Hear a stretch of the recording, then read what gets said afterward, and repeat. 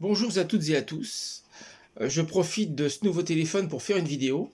Et ça sera pour vous présenter le nouvel ouvrage que j'ai traduit et qui est publié, et qui s'appelle La vie au-delà de la sépulture. Donc c'est-à-dire la continuité après le décès. Donc voici l'ouvrage en question. Bon, ça brille un peu à l'écran, mais bon. Alors, c'est un ouvrage de 459 pages, psychographié par le médium Ercilio Maes, et qui aborde 28 chapitres sur des thèmes présentés par la spiritualité. Donc, l'entité en question est Atana Gildo. Le livre est sous forme de questions et de réponses pertinentes et qui laisse un sentiment de réflexion dans un but d'éveil à la spiritualité du troisième millénaire. L'ouvrage, on peut donc le diviser en trois parties. La première partie, ce sera l'arrivée dans le monde spirituel, avec la description des infrastructures et de son fonctionnement, les premières impressions, présentation de la colonie du Grand Cœur, notion générale sur le panorama astral, le sens de la vie dans l'au-delà, les résidences, les édifications, considérations sur la désincarnation, et on va aussi aborder les colonies de l'astral, mais les aspects généraux et leur influence sur le progrès. La deuxième partie, un peu différente, sera la relation entre les morts et les vivants, donc c'est-à-dire les incarnés et désincarnés, la désincarnation et ses aspects critiques, les influences de la vie du défunt sur l'esprit, l'euthanasie et les responsabilités spirituelles, donc là on est vraiment dans le vif du sujet, les entités assistantes et des désincarnés, pardon. Et la troisième partie, ce sera sur les notions générales de l'astral inférieur et sur les cités de l'astral inférieur et les organisations du mal. Voilà. Donc, La vie au-delà de la sépulture, c'est avant tout un ouvrage qui va traiter de façon très objective et ouverte de la continuité de la vie après avoir quitté le plan terrestre, c'est-à-dire avoir quitté son corps par le procédé de la mort, de la désincarnation, mais sans aucune idée ténébreuse, macabre ou de fin totale, je tiens à le préciser. C'est donc un réconfort moral, un appui, sachant que celles ou ceux qui sont partis avant nous continuent à vivre, mais sur un autre plan, sur une autre vibration, mais dégagés des contraintes de la matière qui est périssable. Il faut savoir que la matière est un état non permanent, qui s'use, périssable, parce que ce n'est pas son état naturel. L'état naturel est l'éther, et la matière n'est qu'une concentration d'éther emprisonné. Ce qui explique pourquoi le règne minéral, végétal, animal et hominal passe par les cycles de la vie. Donc, nous autres, en tant qu'êtres créés, nous possédons donc une âme immatérielle, mais immortelle. Et notre passage sur Terre, sur cette Terre, n'est qu'un des apprentissages qui nous mènent à clôturer le cycle incarnatoire pour ensuite, tout simplement, être libéré de l'état de la matière. On se trouve donc sur des plans, par la suite, où la matière n'existe plus, mais où tout est sous forme d'énergie universelle de rayonnement.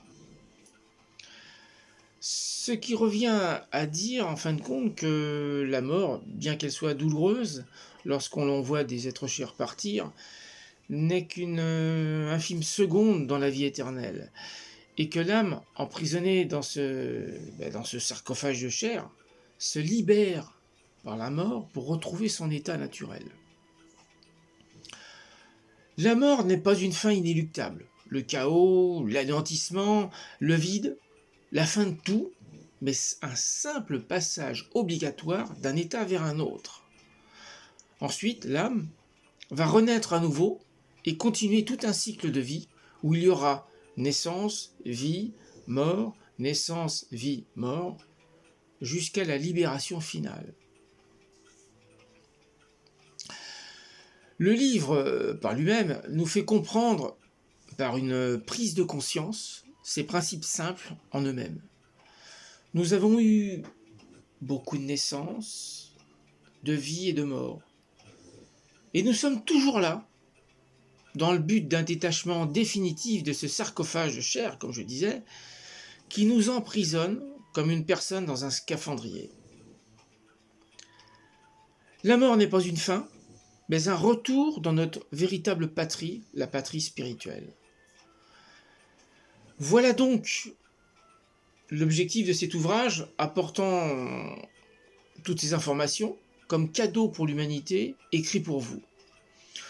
Ouvrage dont la conscience ouverte nous fait entrevoir et accepter la continuité de la vie après avoir quitté notre corps. Je vais aborder un passage particulier, le moment que j'ai préféré pour essayer de vous le faire partager et peut-être vous faire comprendre certaines informations. L'auteur, Athanagildo, décrit le moment qui va précéder sa désincarnation et son envol, détaillant les raisons de celle-ci et des souffrances atroces par lesquelles il passe, parfaitement conscient dans son âme et conscience que ce procédé est impératif pour qu'il soit dégagé de tout débit karmique, puisqu'il avait un débit karmique. Il va donc être détaillé, élément par élément, comment le déliement de l'âme du corps s'effectue et de l'intervention d'une entité ou d'une équipe qui va intervenir et procéder au détachement de l'âme du corps. L'auteur, toujours lui, détaille les étapes du moment où le cordon est délié jusqu'à l'arrivée dans une colonie où il est reçu comme patient pour un sommeil récupérateur. Mais il y a un passage que j'ai particulièrement apprécié, dont j'attache une importance capitale, car nous apprenons à comprendre et comment nous comporter à ce moment précis du détachement du corps et du passage vers un autre état qu'aucun livre médical n'a jamais présenté, même des ouvrages spirituels. Je n'en connais pas à ma connaissance. Il aborde aussi le moment qui est celui où il va concentrer sa force mentale pour tenter de rester accroché au corps tout en sachant qu'il doit se libérer, mais dont l'instinct de conservation, de survie, va être en dualité avec l'âme qui, elle, veut se détacher. Ce passage permet de saisir les appréhensions, la volonté conservatrice, la crainte délibérée, alors que l'âme se détache du corps, qu'elle considère comme un fardeau devenu inutile et trop endommagé pour continuer à y habiter. Ces quelques minutes où nous sommes l'acteur et le spectateur de ce moment précis et qui nous donnent les démarches à suivre entre notre départ du monde physique et notre arrivée dans le monde spirituel est un véritable guide du routard, disons-le. Donc, à nous de le prendre en main. Maintenant, je vais aborder donc quelques thèmes de cet ouvrage que je vais vous présenter. J'aimerais aborder donc l'accompagnement du défunt, les influences sur la veillée du défunt et les entités assistantes. Donc voilà, je voudrais donc aborder un thème d'une importance capitale qui fait partie de l'ouvrage, qui est l'accompagnement du défunt et les influences sur la veillée du défunt. Je tiens à le repréciser. L'avenir comportera des équipes spécialisées chargées, comme l'on commence à entrevoir de façon très sommaire, de préparer la personne à partir. Il est primordial à tout être pensant et s'éveillant à la spiritualité, ainsi qu'à ceux qui sont athées, bien que ce soit plus difficile, de les guider et les orienter en fin de vie à voir les choses bien différemment, d'une manière christique, va-t-on dire, c'est-à-dire à refléter sur toutes les actions commises, mais surtout sur celles fautives, ou de mauvais choix, de mauvais comportements, par peut-être la colère, la médisance, la haine, la vengeance, la malveillance, l'égoïsme ou la jalousie. et d'amener le patient à une profonde réflexion intime pour qu'il prenne conscience qu'il peut, disons, entreprendre des actions qui vont préparer la réparation. Réparer pour certains et commencer à le réhabiliter substantiellement avant de partir. Le remords qui laissera place au repentir faisant s'évanouir donc l'orgueil, libérera le mourant des entraves malsaines qu'il aura pu perpétuer. C'est donc un travail de réconciliation aussi avec tous les problèmes qu'il aurait pu rencontrer de la part de tierces personnes nuisantes. Demander le pardon et pardonner et se dégager du fardeau lourd et traînant. La personne se préparera à partir donc en sérénité, demandant la rectification et le pardon aux esprits bienveillants, tout comme à ceux qui l'aura lésé, incarnés comme désincarnés. Il y aura comme une sorte de croûte dure et opaque qui se brisera sous l'effet de fluide provenant du plan spirituel que ceux qui sont émis par le patient. Si cet engagement peut être fait avant le départ, meilleure sera la moisson tardive. C'est déjà un progrès considérable pour celui qui part et ceux qui l'accueilleront, et les victimes qui pardonneront pour certaines. Mais pour ceux qui partiront dans les derniers instants, cette démarche devra être entreprise et effectuée par un groupe, des groupes spécialisés dans ce type d'engagement, préparant la personne à partir. Ceci, par la bienveillance des intentions, la réparation et le soulagement des remords, qui permettra aux défunts de se dégager plus facilement, dans un état de quiétude, et peut-être d'éviter quelques rencontres désagréables avec des entités vindicatives du bas astral, qui pourraient demander des comptes. Il est donc bon et indispensable, je dirais primordial, de veiller à la réconciliation et à l'amour du prochain jusqu'à la dernière seconde avant de quitter le plan physique. C'est un des thèmes de cet ouvrage qui développe de façon plus exponentielle l'importance du départ que l'on ne peut plus se permettre d'ignorer et qui doit avoir un accompagnement comme celui de la naissance, puisque la mort et la naissance sont la même chose. L'on meurt sur le plan physique pour renaître dans le plan spirituel. Et l'on meurt sur le plan spirituel, bien que l'on soit immortel, pour renaître dans la chair. Mais l'objectif est d'accompagner au pardon et aux rectifications pour éviter les aspects critiques de la désincarnation dont vous découvrirez les aspects dans la 3e partie de ce livre, un des 28 thèmes de cet ouvrage. Maintenant, je voudrais, dans les notes que j'ai écrites, aborder un autre sujet qui est l'euthanasie et les responsabilités spirituelles. Sujet d'actualité. Donc, j'aborde le sujet de l'euthanasie et je vais laisser clair et à l'évidence des auditeurs ce qui nous est apporté comme message par le monde spirituel. Mais je conseillerais vivement la lecture pour plus de réflexion, nous montrant combien nous sommes ignorants de certains sujets que nous pensons connaître et fort polémiques sur notre plan.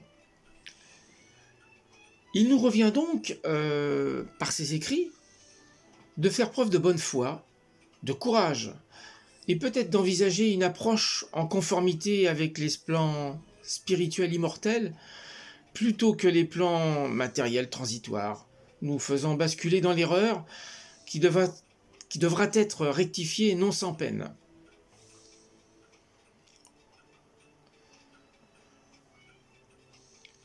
La question d'en finir avec le malade quelques heures avant qu'il soit emporté par la mort, ou alors de le laisser s'en remettre à sa souffrance pour purifier donc son périesprit, on va dire son corps énergétique ou ses corps énergétiques, suivant vos convictions, jusqu'à la dernière seconde, est subordonnée à la nécessité de savoir, premièrement, à qui appartient le corps de la personne qui s'éteint, deuxièmement, à qui revient le droit de la vie.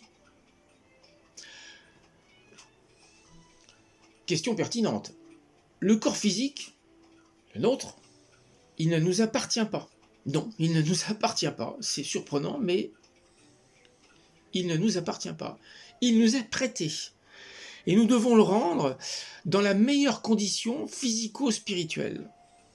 Quant à la vie, elle appartient à Dieu, qui nous l'offre pour que nous puissions acquérir la notion d'exister et que nous nous reconnaissons comme conscience individuelle à part, mais sans nous délier du tout, c'est-à-dire de tous les êtres qui constituent le cosmos.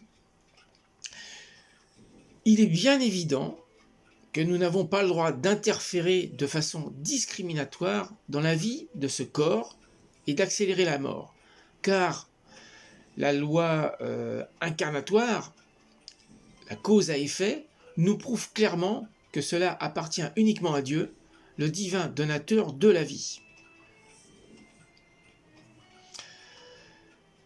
Bien que l'âme consciente de l'ajustement puisse se retarder dans la rébellion ou dans les désengagements pour une longue période, il arrivera toujours un jour où elle devra accepter le programme sacrificiel de sa récupération et s'en remettre à l'accomplissement intégral des clauses du contrat sidéral qu'elle sous-estima. Alors elle se voit obligée d'accepter une nouvelle incarnation dans un corps, dans la vie physique, pour sensibiliser le psychisme et d'épurer l'esprit dans la circonstance de la souffrance bienfaitrice. Je vais expliquer ceci. Qu'arrive-t-il alors? C'est que la parenté du monde ou la science des hommes croit que cette souffrance atroce et cette récupération spirituelle dérivent de quelque équivoque du Créateur. Et ils prennent la décision, ils résolvent alors d'interférer dans le cas particulier de l'esprit en débit envers le contrat sidéral et de le supprimer par l'euthanasie, tout simplement. Et cela est fait avant le délai déterminé par la technique sidérale, afin de répondre aux bienveillants sentiments du cœur humain et de corriger, encore en heure et en temps, les négligences et les contradictions de Dieu. Cependant, cette glorieuse sagesse humaine ignore qu'elle transfère à peine pour une autre vie la même somme de douleurs et de souffrances qui auront été réduites par l'euthanasie, acte indiscutable pour la raison humaine et qu'aucune méthode ne donne la solution au problème très délicat de l'esprit qui est éternel. Donc ce n'est que reporter un problème pour une vie qui sera la prochaine. Nous ne connaissons pas avec clarté et confiance ce que notre esprit prétend réaliser lorsqu'il se trouve dans le corps de chair. Absolument pas. Nous ignorons quelles sont les raisons subjectives qui dictent les actions et les apparences qui surgissent à la lumière de notre conscience en veille. À savoir que la phase pré-incarnatoire, avant de rejoindre le plan terrestre par la naissance, à savoir que dans la phase pré-incarnatoire, je me suis mal exprimé, avant de rejoindre le plan terrestre par la naissance, nous avons le choix de plusieurs épreuves. Fréquemment, nous choisissons des épreuves que nous n'aurions absolument pas le courage d'accepter dans la vie incarnée. Nous choisissons donc des épreuves afin de réduire drastiquement notre débit karmique si nous en avons un lourd. Fatigué par l'excessif esclavage près du lit du malade incurable, en dehors de la mauvaise impression que sa maladie et les afflictions contraignantes leur causent, de très nombreuses fois aggravant le cadre de la famille, il peut commencer à naître chez certaines âmes l'idée pieuse que ce serait mieux que Dieu emporte le malade que de le faire souffrir autant. Entre-temps, ces personnes ignorent, comme le dit Jésus, que même le simple petit passereau ne meurt pas si ce n'est la volonté de Dieu. Ainsi, comme tout ce qui arrive dans nos vies obéit toujours à un sens de sagesse et de justice supérieure. Examinons certains malades incurables à la lumière de leurs responsabilités karmiques. L'on peut vérifier que beaucoup d'entre eux sont d'antiques promoteurs de spoliation, de rapines ou de plans machiavéliques dans des incarnations antérieures.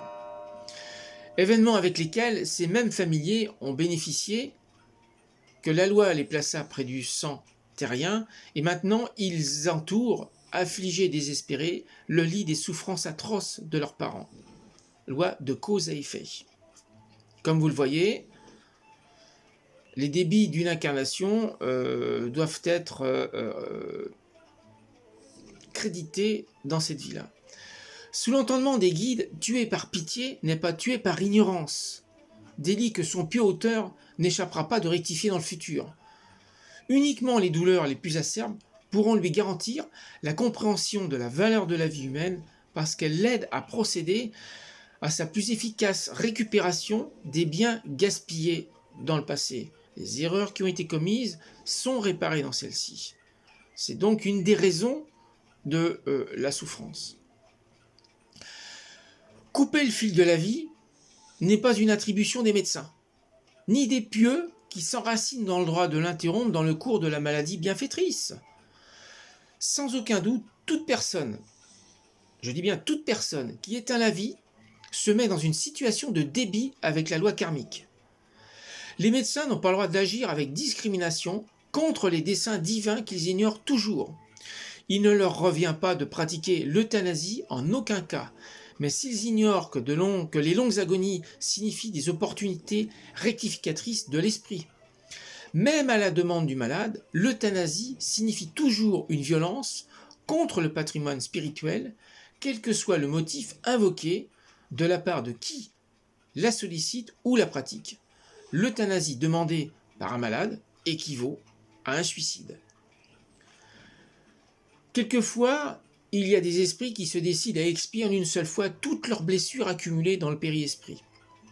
Alors, au lieu de se soumettre à 2 ou 3 incarnations terriennes pour souffrir l'expurgation graduelle des toxines, sous prestation douce, ils préfèrent tenter l'épreuve décisive en une seule existence, épuisant ces toxines définitivement de leur organisation périspirituelle à travers le procédé caustique des heures de souffrance atroces. Je reprends mon souffle.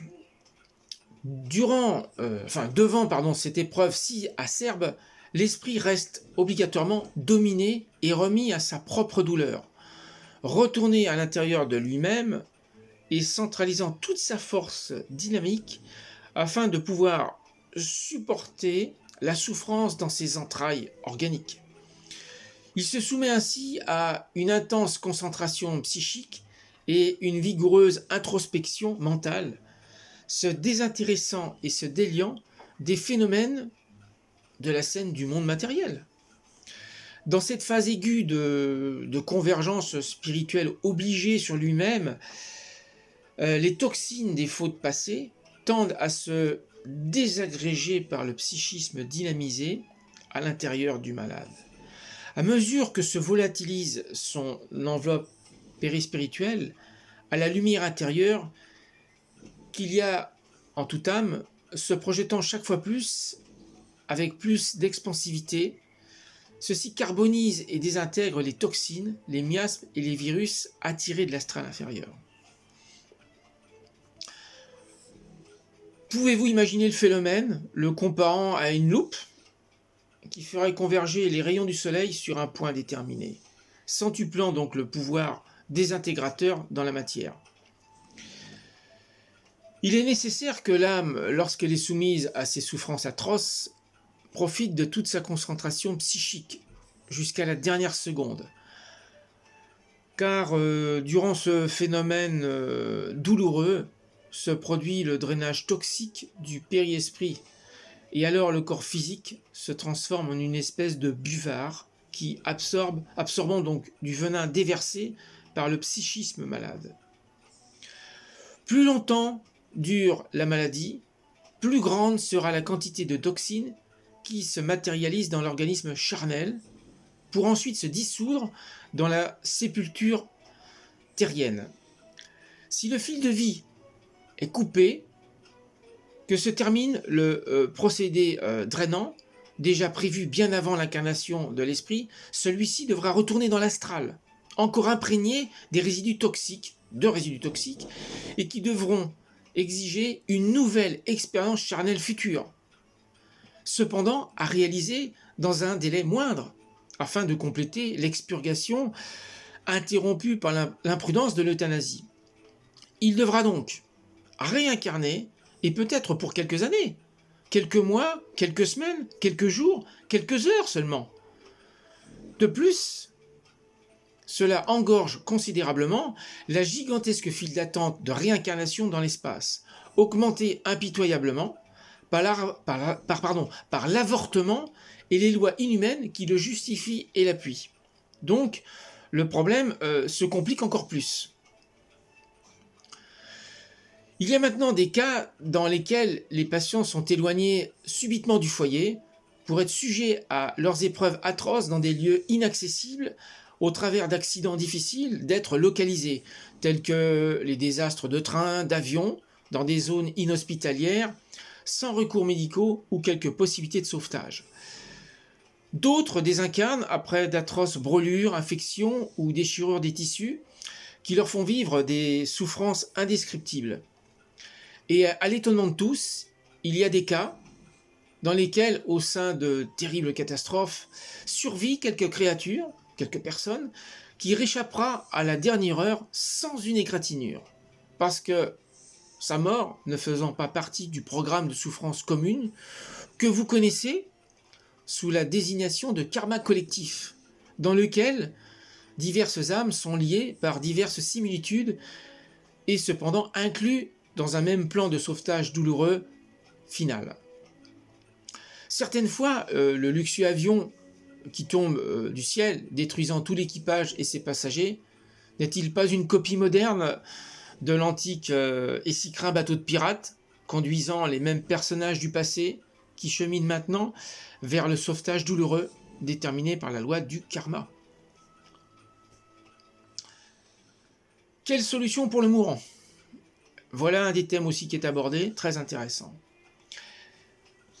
Je reprends donc mes notes pour avoir quelques notions pour ne pas les oublier. Alors, la prière en faveur du moribond est pour lui le meilleur recours de baume et est bienfaiteur. Car en dehors de le mettre sous un manteau de vibrations sédatives au psychisme perturbé, elle sert aussi pour calmer le désespoir et l'émotivité de ceux qui clament le secours autour du lit du patient. Durant la prière, il se produit une divine absorption des énergies parties qui maintenant sont dynamisées par de très douces projections provenant des entités angéliques des sphères plus hautes qui alors aimantent tous les sentiments dans la même fréquence amoureuse. C'est un généreux bain rafraîchissant pour l'agonisant qui soulage le périesprit fatigué, l'aidant à partir de la terre et à retrouver le repos ami. Devant la mort du corps, aidez l'esprit à se libérer doucement. Ne désespérez pas devant cette séparation inévitable, mais non pas définitive. Vos cris, vos révoltes intimes ne peuvent éviter le déliement qui est une décision irrévocable prise par la loi karmique. Pour cela, ayez recours à la prière et non pas aux clameurs désespérées, aidant au plus bref déliement de l'esprit qui est pris à la capsule de chair. Au-dessus de ces drames terriens se trouvent la sagesse et la bonté de Dieu qui savent toujours ce qu'elles font. Sans aucun doute, les assistants des désincarnations réussissent toujours à obtenir les meilleurs résultats et peuvent grandement réduire la cote de souffrance de l'agonisant. Quand il n'existe pas dans l'endroit des fluides aimantants, des parents désespérés, et ainsi l'environnement se trouve harmonisé par les vibrations de la prière proférée par les personnes présentes, même en pensée. Il est hors de doute que s'il était convenable de prolonger la vie du moribond, ceci deviendrait encore plus facile dans un milieu calme et enveloppé par la douceur des oraisons, des prières, qu'entre des forces négatives et perturbatrices de l'angoisse et de l'absence de résignation. La prière calme l'âme et elle élève son patron vibratoire, parce que l'instinct animal est surmonté par la syntonie de l'esprit au plan plus élevé. Elle promeut un esprit de sérénité qui grandit encore plus lorsqu'il est conjugué à ceux d'autres âmes liées par les mêmes desseins spirituels. Balancée par la prière, l'âme du moribond se recompose et se libère plus facilement des centres vitaux du corps physique pour aller pénétrer dans le plan astral sous une tranquille émotivité spirituelle. Ceux qui euthanasient doivent maintenant comprendre, ou qui l'entreprendraient, même pour un compagnon à quatre pattes ou un animal domestique auquel ils sont très attachés, qu'ils interfèrent dans le cours de leur vie, retardant leur évolution, comme il arrive pour les animaux qui sont consommés pour leurs protéines. C'est donc un grand débat, une profonde réflexion que chacun doit mettre à jour, car le sujet ne peut être caché derrière des mots savants ni des diplômes académiques, pour justifier ce qui nous est déconseillé par la spiritualité. Maintenant, à chacun, à chacune, d'entendre les messages et d'éveiller son esprit. C'est l'objectif de ce thème détaillé qui est au service d'une humanité à votre service. L'ouvrage traite d'autres sujets comme l'échange entre le monde incarné et désincarné qui se développera et deviendra naturel, permanent dans l'intervention médicale et la vie quotidienne. Je ne vais pas m'étendre sur le livre par lui-même, car je suis un peu fatigué de cet exposé, car il ne me revient pas de détailler thème par thème l'ouvrage en question, car cela dépasse mes attributions et mes compétences. Mais tout simplement de vous présenter de façon succincte, en souhaitant qu'il puisse vous sensibiliser, vous aider et vous éclairer sur votre chemin d'éveil spirituel. Voilà. Merci à toutes et à tous pour votre patience, votre présence, et si l'ouvrage vous intéresse, vous pouvez vous le procurer à l'adresse suivante, en envoyant votre règlement, soit 20 € pour le livre et 7,45 € pour l'envoi en lettres suivies, soit 27,45 €. Mon adresse est la suivante, Yannick Sorin, 24 rue de Zurich, 72 000 Le Mans, France. Pour les pays en dehors de la France qui voudraient l'acquérir, il y a possibilité de le faire par virement. Dans ce cas, je vous envoie mes coordonnées. Vous pouvez m'écrire par mail à yannickjosé-sorin@gmail.com. Yannick, Y-A-2-N-I-C-K, José, J-O-S-E, Sorin, S-O-R-I-N, tout collé, @gmail.com. Vous m'écrivez et je vous enverrai les coordonnées pour le virement. Donc voilà l'ouvrage en question. Je vous remercie beaucoup. À la prochaine fois.